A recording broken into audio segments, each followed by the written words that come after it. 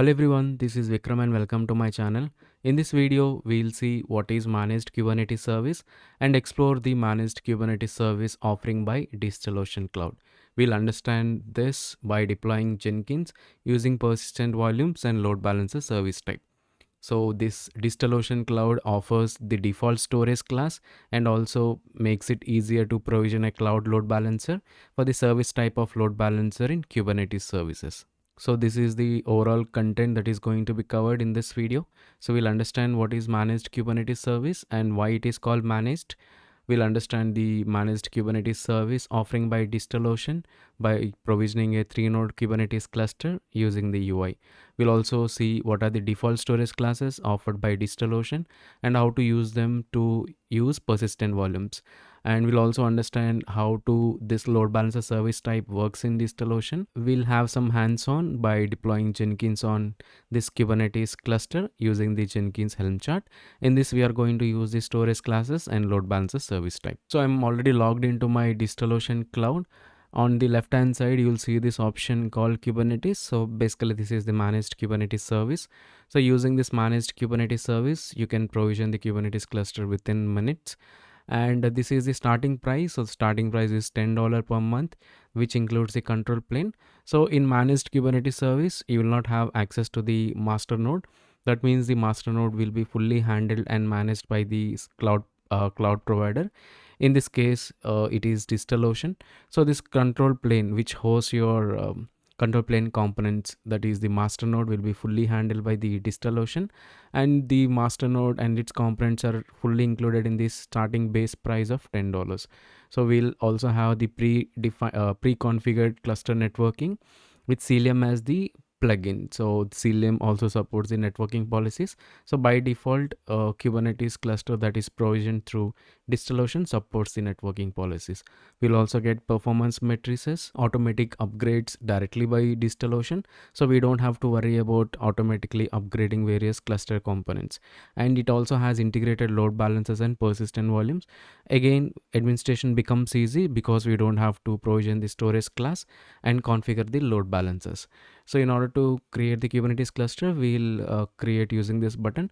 But before that, let's understand Kubernetes in detail. So we have various product documentation, some tutorials, some API docs over here. So if we click on this product docs, so here DigitalOcean provides a detailed documentation on how to use Kubernetes inside its platform. So we have the plans and pricing, we have basic droplets. So here the worker nodes can be a dedicated machine or it can be a shared machine. So we have basic droplets, which are regular or premium Intel or AMD, or we can also have CPU and memory optimized worker nodes. And we have reason availability as well. And coming to the features, so we can have Kubernetes API access through the DigitalOcean API, or we also have DigitalOcean CTL, which is DOCTL. So using kubectl or DOCTL, you'll be able to access the Kubernetes cluster. And DOKS, which is DigitalOcean Kubernetes service, conforms to the Cloud Native Computing Foundation's Kubernetes Software Conformance Certification Program. And we have worker nodes and node pool. So node pool is basically a collection of the worker nodes. And for the persistent data, we have block storage volumes, which are managed using DigitalOcean CSI plugin. And we also have inbuilt load balancing. So if you put any service type as load balancer, DigitalOcean is going to provision a cloud load balancer for you, and it is going to fetch you the load balancer IP. And we also have support for tags, VPC networks, and there are certain limitations as well. So a cluster can maximum have 512 nodes, and a single worker node can maximum have up to 110 pods. So this is the basic information that is given. And also there are certain known issues also. So we have to go through all of them. So if you are planning to use Kubernetes in our production environments, if you want to deploy your production workloads on Kubernetes in DigitalOcean. So this is the overall documentation. And also there is one more documentation that is provided. So that basically talks about running cloud native applications on DigitalOcean. So here they have discussed everything about microservices, how to deploy your microservices in the Kubernetes, So there is complete end-to-end documentation. So all the links that are needed to understand Kubernetes on the digital cloud are given in my readme document. So inside the Kubernetes cluster setup, there is a readme file called managed k8s on DigitalOcean, where I've given certain links to all the documentations, white papers, and all the relevant links that are needed to work with Kubernetes on DigitalOcean. And also I have the some test deployments and how to install Jenkins and the rest of the stuff. So everything is clearly documented. And this is the CSA DigitalOcean GitHub repository, where the CSA is container storage interface, that is CSA driver for DigitalOcean's block storage. So everything is already included in the control plane, so you don't have to configure anything at all. So now let's go to the cluster and see how to create the Kubernetes cluster. So all we have to do is we have to click on this create a Kubernetes cluster, and here you have to select the required Kubernetes version. So it is always recommended to use the latest version, which is 1.22. In case of DigitalOcean, I am selecting the default data center region, so VPC as default. Cluster capacity, so that so by default we have only 3 droplet limit on the account. So we can also request for the increase using this request increase button over here. And node pool name, so it's up to you, you can use any node pool. So I'm just using k8s -test. So using this node pool names, all the nodes inside your clusters are named accordingly. And for the machine type, that is the droplet, so basically all your worker nodes will be the droplet. So you can have basic nodes with shared CPU, or you can have premium Intel and premium AMD offerings, but I'm going to go with basic nodes only. And coming to the node plan, like what is the configuration needed for each node. So you can go for 1 GB, 2 GB nodes, or you can also go for 2.5 GB. Since I'm going to destroy this cluster after this demo, I'm going with 2.5 GB usable CPUs, the nodes, and the node count is 3, which is basically maximum. That's why this plus button is grayed out. So if you want to add another node pool, you can add it, but since we already reached the limit, you cannot create another node pool. Here there is an early availability, that is this is in the trial phase probably. So where you can have highly available control plane, where you'll have more than 2 master nodes running. And this is basically, it is early availability, so I don't want to check this, so I'll be not selecting this option. So monthly you'll be charged $60 per month, because there are 3 nodes and each node will take $20 per month. And in the finalize section, so I can use the cluster name. So cluster name, it's again it's up to us. So I'm just doing writing k8s -test project. So this cluster has to be a part of some projects, since I already have a project called first project. So I'm just placing this cluster in that project, or else you have to create your project here. And in the tags, I'm just leaving it like that and click on create cluster. So creating cluster will take some time. So these are the various steps involved. So first, creating a cluster is done. Then we have to see how to connect to this Kubernetes cluster. So if you want to install any patches, so these are all the step-by-step things that we need to do. So in the resources section, so these are the various resources, that is the node pool, a node pool with 3 instances or the worker nodes. Insights add-on, so in the add-on, so you'll have one-click apps. That means if you want to deploy Nginx ingress controller, you don't have to manually do it. So instead you can just click on this install button. So DigitalOcean is going to automatically install the ingress controller for you. So there are limited number of apps as of now. I'll go to the settings. So these are the various settings. So if you want to set the upgrade window, surge updates, destroy the cluster, so all the things are available over here. So I'll go to overview, and here so our cluster is provisioned. So if I just click on getting started, so there are 2 ways we can manage the cluster. So one is using the DigitalOcean CTL, which is doctl, and also manually using the kubeconfig. But in order to talk to the cluster, we'll be needing a configuration file, which is a kubeconfig file. So first I'm going to download this, and I'm going to put it in my downloads directory. And this is the kubectl command. So if you want to do kubectl get pods, So by default, kubectl is going to find the configuration file in the user's home directory under .cube folder, but here I have it in my downloads directory, so I have to give --kubeconfig and path to the downloaded kubeconfig file so that kubectl can talk to the correct Kubernetes cluster. So since I have downloaded, I'm clicking on continue. So I don't want to install anything, so I'm just clicking on skip. I don't want to install any add-ons, so I'm just clicking on skip again. So this is the overall cluster. So there are 6 vCPUs total, 12 GB of memory shared between all the three. Basically, this is for the complete cluster because there are 3 nodes in the cluster. And here you'll have the documents, API docs, tutorials, every other links from here. So you can get every information from here. So the first thing which I'm going to do is I'm going to connect to this cluster. So how do I connect to the cluster? So it is using the kubectl utility. So I already downloaded kubectl utility and I've already shown it in many videos as well. So I'll leave the link in the description. So if I just do kubectl, I'm going to get some output because kubectl is installed. Now if I just do kubectl get pods, so I'm not going to get any output because the kubeconfig file is not there. So the kubeconfig file is basically in my downloads directory. So there are 2 ways I can use this kubeconfig file. So first thing is I can use --kubeconfig and then use the kubeconfig file name and the rest of the commands. So using this I can talk to the cluster, but every time I have to use --kubeconfig for every command. So let's say that you wanted to get the node, so it's the same thing. So but the problem here is that I cannot use --kubeconfig file in each command. So that's why I wanted to set the environment variable called kubeconfig. So kubeconfig holds the list of paths separated by semicolon. So here I am just giving it one kubeconfig file, so which is k8s test project kubeconfig.yaml. So now kubeconfig environment variable is set. So now I don't have to use --kubeconfig again.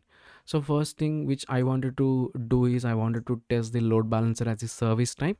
So for this I have in my readme document. So here I am just running the nginx image with container port as 80 named as web server, and I'm going to expose this pod as a service type load balancer. So this is the first test we are going to do. So generally when you're running minikube on your local cluster, your load balancer IP, that is the external IP, will be in pending state forever. But in this case, let's see how DigitalOcean is going to provision the cloud load balancer for us. So our pod is created and also service type of load balancer is also created. So if I just do kubectl get pod and at the same time service, so it is get. So pod is in pending state, and if you see load balancer service type is also pending. So still pod is in pending state. So let's see why pod is in pending state by using describe.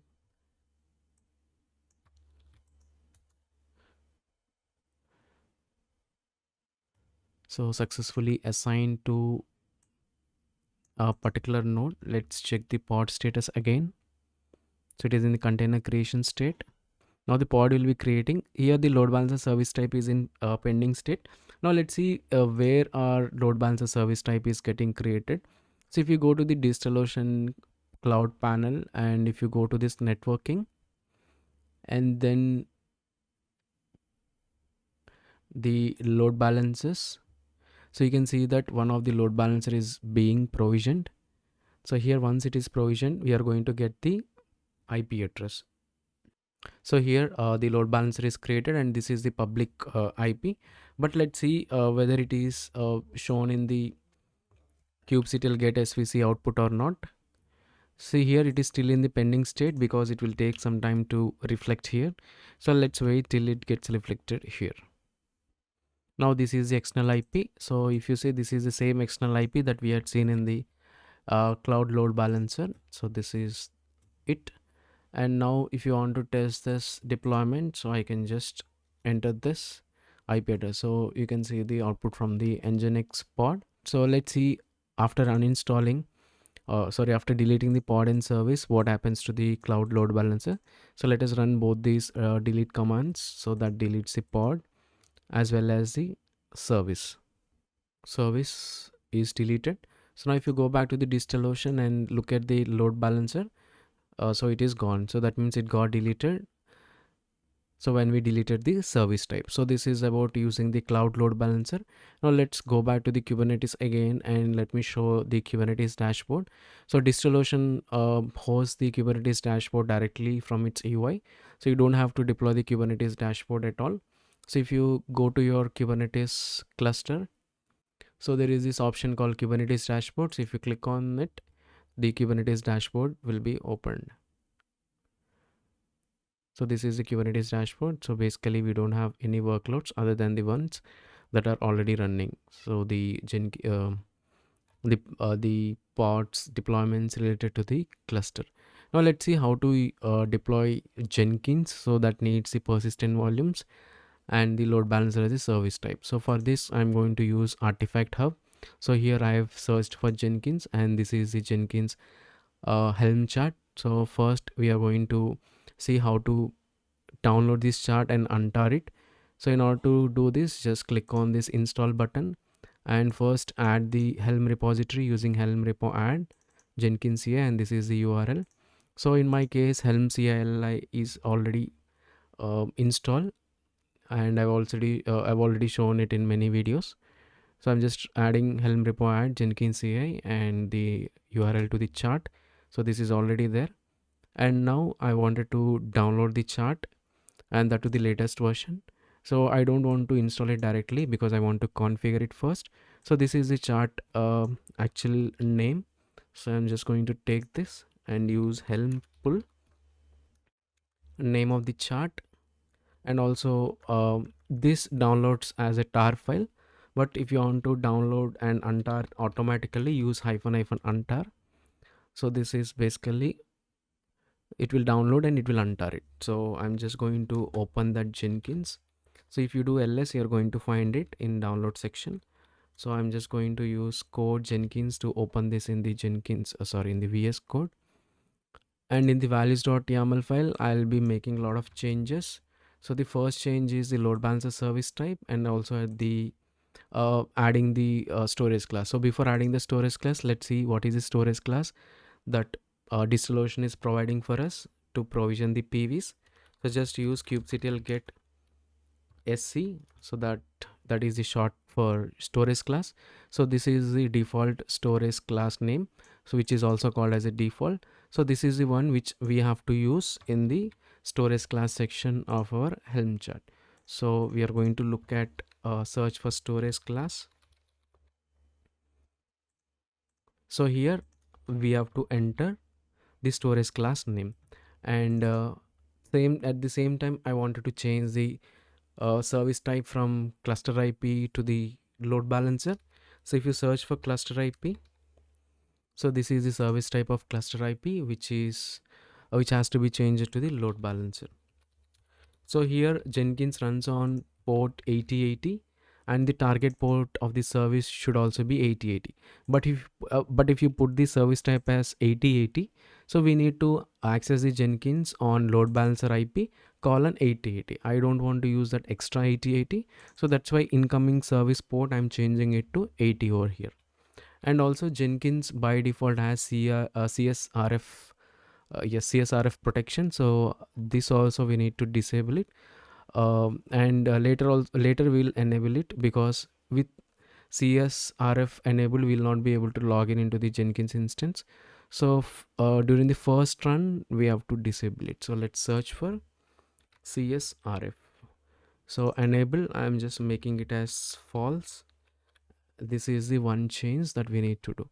So we have done everything, and if you check this Helm chart, basically this deploys Jenkins on Kubernetes, and it is also having the templates of various pods that access Jenkins agents. So if you want to explore more, you can take this chart and explore and deploy it later. So for now, these are the only changes that I wanted to do. Now let's deploy the Helm chart. using Helm install.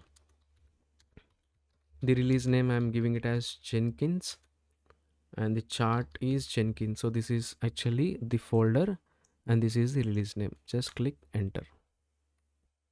Now this is going to deploy Jenkins controller as the stateful set with only one replica, and a PVC will be provisioned, and the service type of load balancer will also be provisioned. So here this is the Helm status.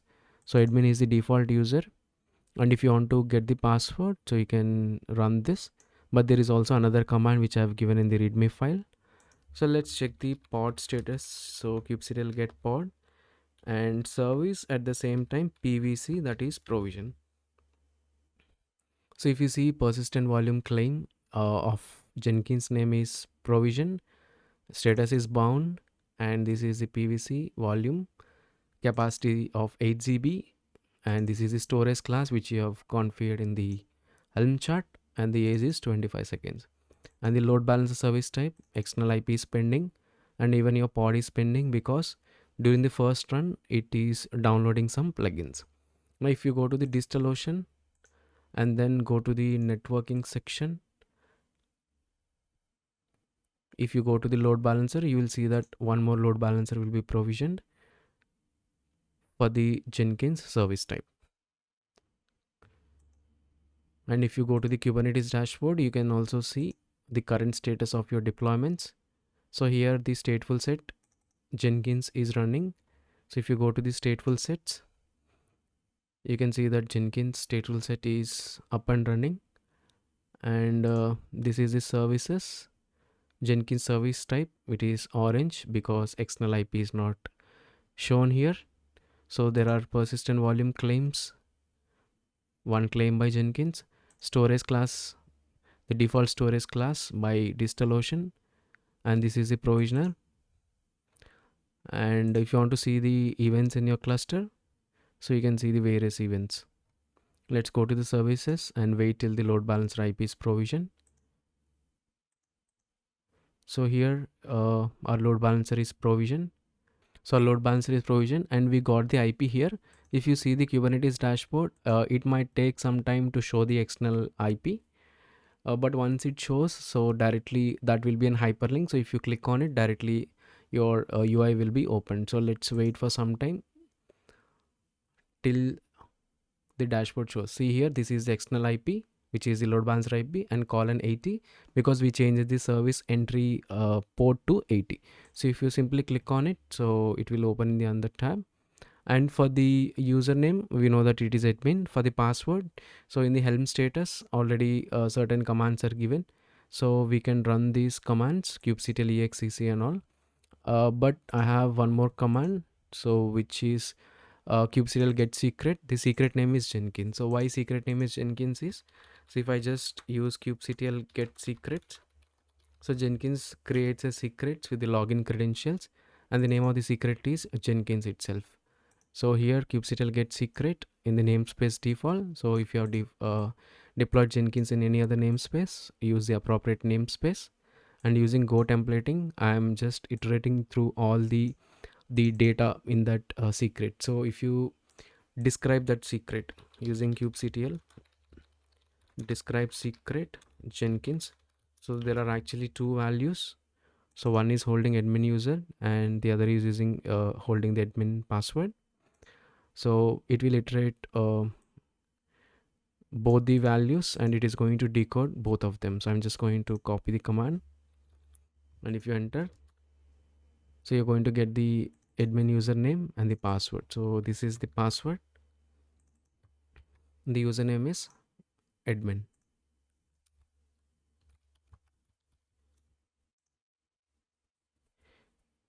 Yeah, so this is the Jenkins landing page. So if you click on new item and just use a test job name and click on freestyle project, so it is going to throw this error, no valid crumb was included in the request.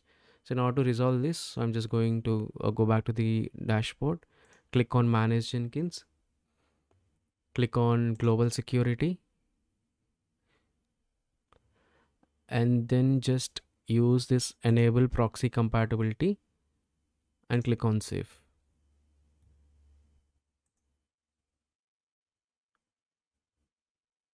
Just refresh this page once. So even, yeah, so this is now saved. Now go to the dashboard, click on new item, test, freestyle. Okay. I'm going to not restrict it anywhere. So this job, I wanted to run it in the same node where Jenkins pod is running. And in the build step, execute shell.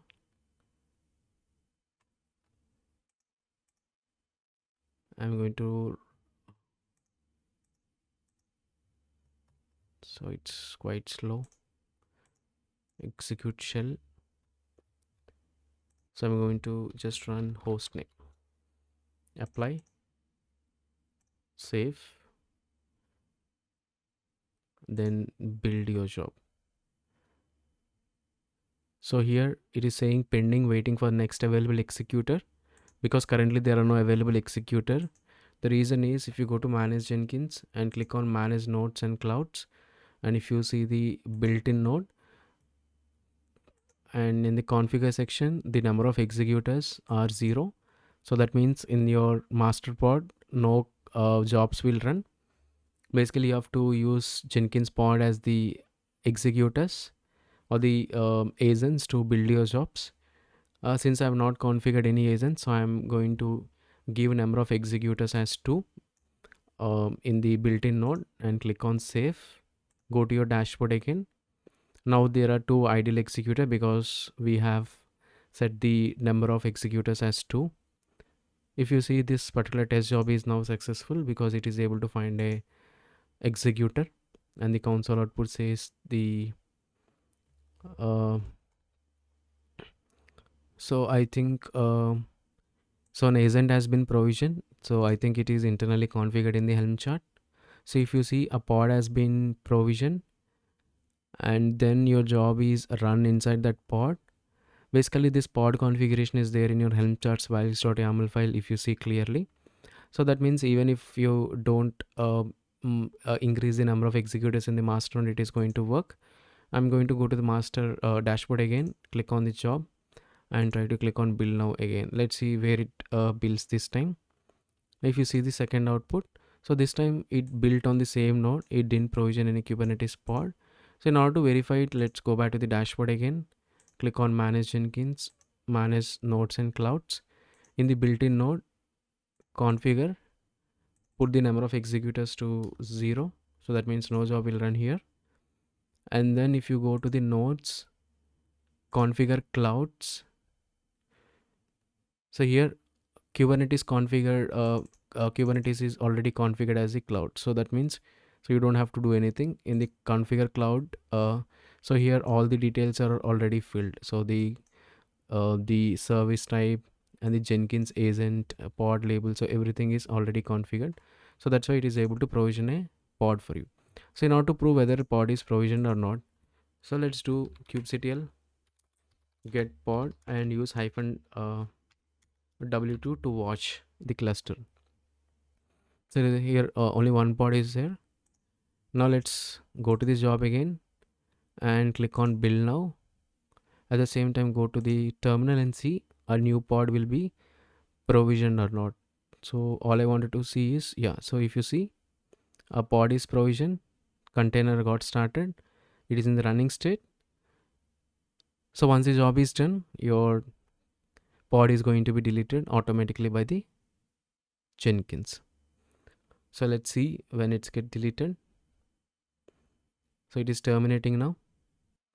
So it will be terminated and deleted. So this is about installing Jenkins on DigitalOcean cloud.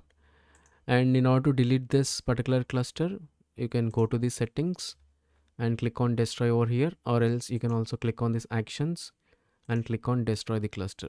So it is, so it says, so once you click on destroy, it is saying destroy the load balancers, yes, destroy the PVCs, yes, and click on just enter the cluster name. So in case if you have uninstalled your deployment or the Helm release, so these will be automatically deleted and you may not get this option. So all you have to do is you have to use Helm uninstall and Jenkins to to uninstall your Jenkins release. So in my case, I am directly proceeding with the deleting the cluster without Helm uninstall. So that's why it is asking me whether the load balancer should be deleted and volume should be deleted or not. Give the name of your Kubernetes cluster and click on destroy. So now your entire Kubernetes cluster will be destroyed, and it is destroyed. So that's it about running Kubernetes on DigitalOcean and how to consume load balancers and storage classes, which are by default provided by the DigitalOcean cloud. So this is not about the DigitalOcean cloud. Even in all the cloud providers, they provide the cloud load balancers and the storage classes. So but here in the digital clouds, the instances are much cheaper, and provisioning the cluster is very easy. Thank you, and I'll see you in the next one.